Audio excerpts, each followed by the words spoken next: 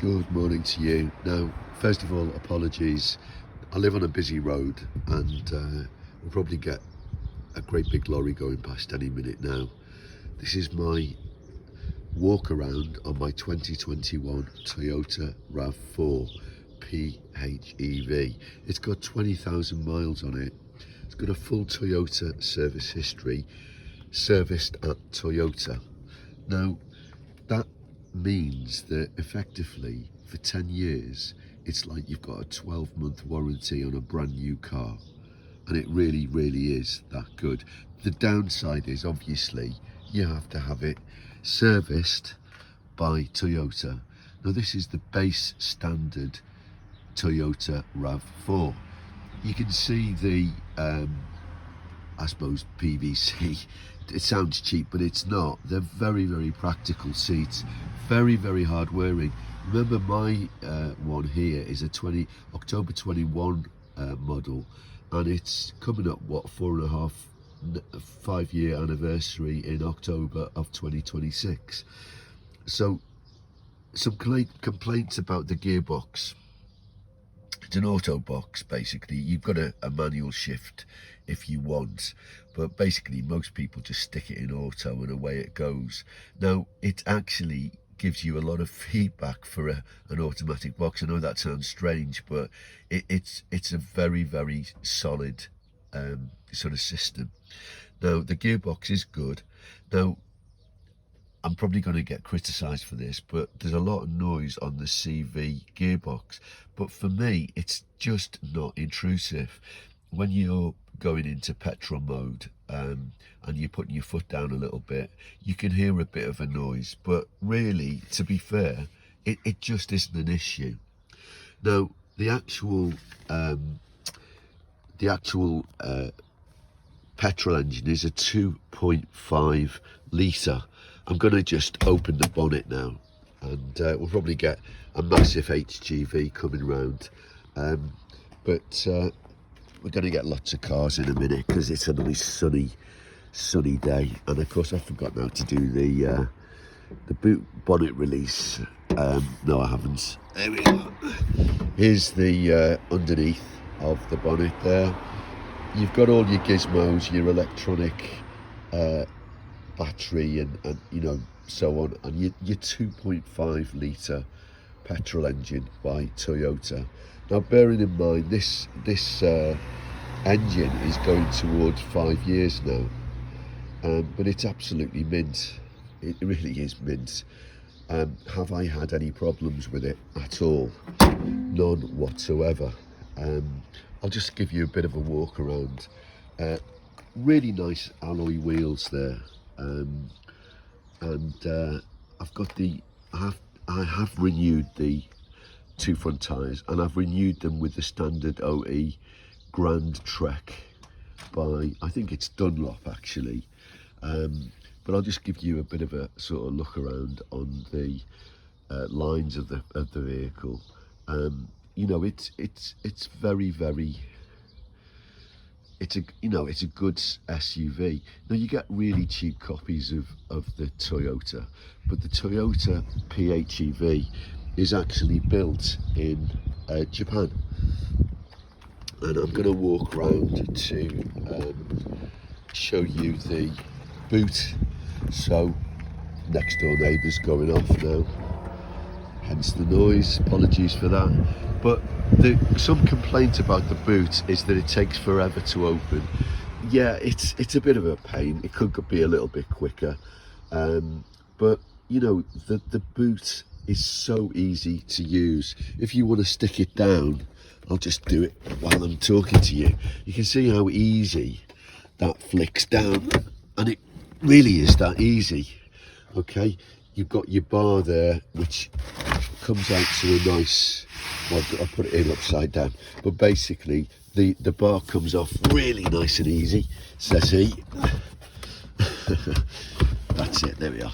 So, you know, the bar itself comes off nice and easy.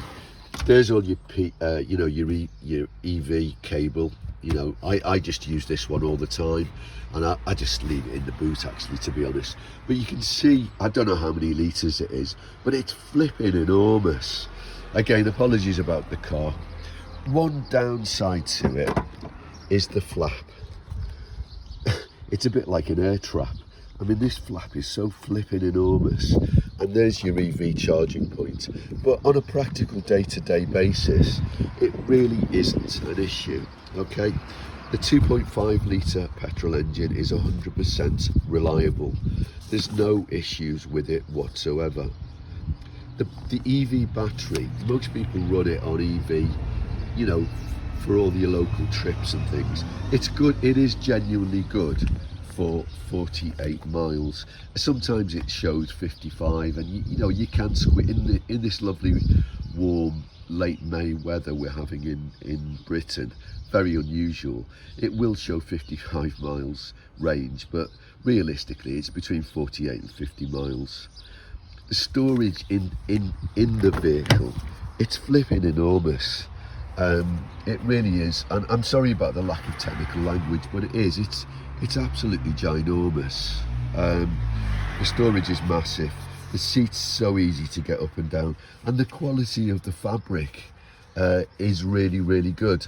I've got no complaints whatsoever, and I've got 3 grandchildren and number 4 on the way, and it does get well used, but it cleans up really, really nicely.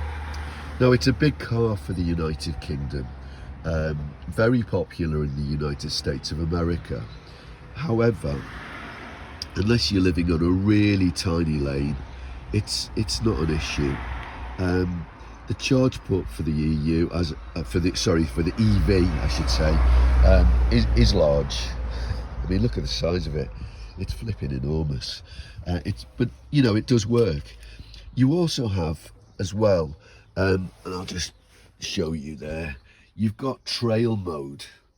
You see down below the little push normal button to the right of the gear stick. Basically, you've got trail mode, and it's not a 4-wheel drive mode, but it's basically what it is like if one of your wheels gets stuck, it sort of, you know, it sort of helps you get out of a hole, if you know what I mean. You need one of those in life, don't you? So the ease of use for the EV and the vehicle overall is it's very easy actually. The trail mode, you know, it's of limited use, but it works well if you're going over a field. Say you're doing camping and things, and you pull in a trailer or a caravan. It would be ideal. Driving is excellent. It's a very, very stable car to drive.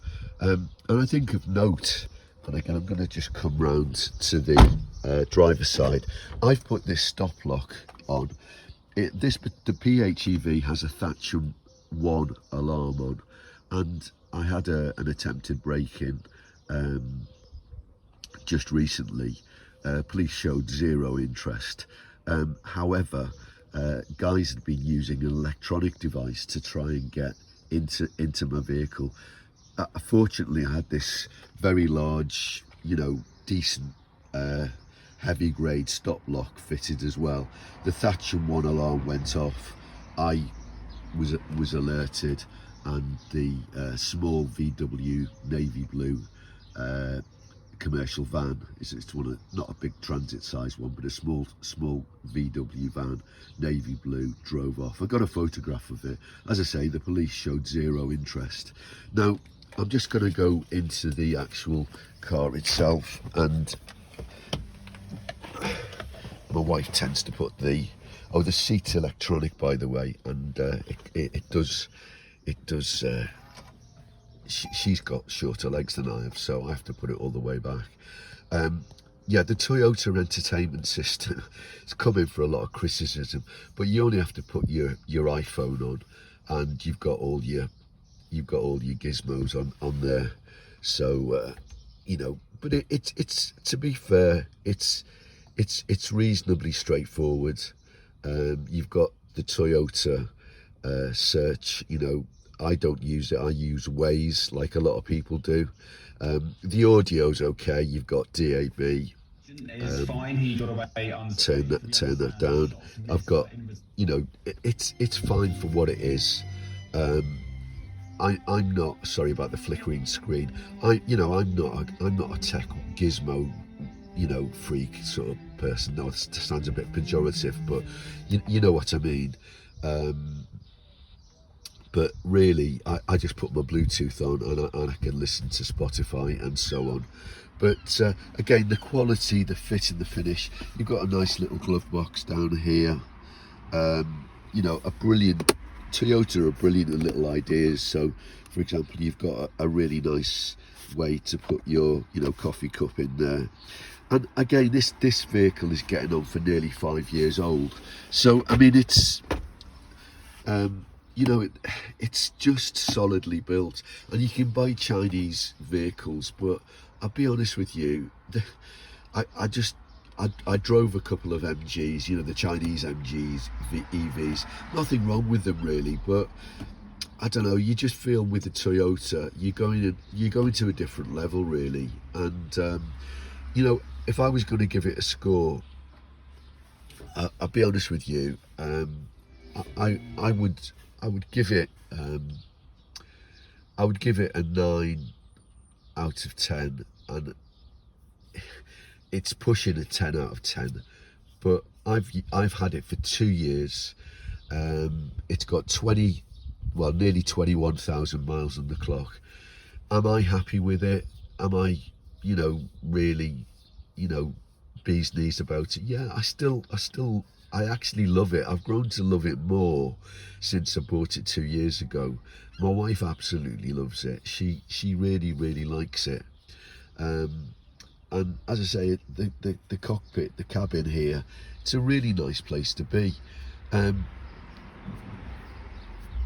think overall, yeah, it's a 9.5 out of 10. I think where possibly it lets itself down is the EV flap, which is absolutely flipping enormous. I think, to be fair to Toyota, it's probably even worth a 10. I mean, I'm marginally sort of saying it should be a 10 out of 10. It's a super vehicle. It's very underrated actually, and it lasts forever and ever. I mean, my one's only done getting on for 21,000, and quite frankly, I think it would go on for another 100, 200,000. I think it's so solidly built, and again, it's got lots of useful little cubby holes. I can't see any rust anywhere. I'll just show you there. It's compared to the, I mean, I used to have Rovers when I was a youngster. I had an Austin Metro. I had a Morris Marina, would you believe? But I mean, the fit and finish of this vehicle is just superb. I'm going to leave it there. I've been rabbiting on for about 13 minutes now. The main road where I live is getting a little bit busier now, and people are rattling down to the coast. I live here in West Sussex, and I hope you enjoyed that little walk around video. Again, it's not technical, but it's not supposed to be. It really is just a sort of a simple a simple one. Oh yeah, there's lots of dings and dangs and things.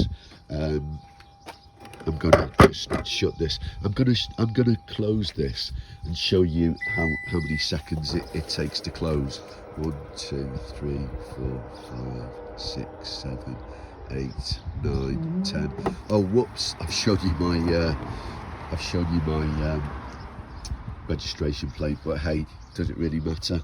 I've got 3 Rottweilers here in the house, so I wouldn't worry too much about trying it on. But yeah, there we are. So the Toyota RAV4. Hope you liked it. Sorry to keep you for 15 minutes. I don't normally rabbit on this much, but thanks very much, and thanks for listening.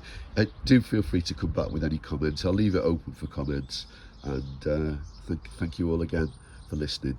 And if you like this channel, give me a like, subscribe to the channel, it'd be brilliant. I cover all sorts of topics. Thanks very much, and may God bless you. Bye.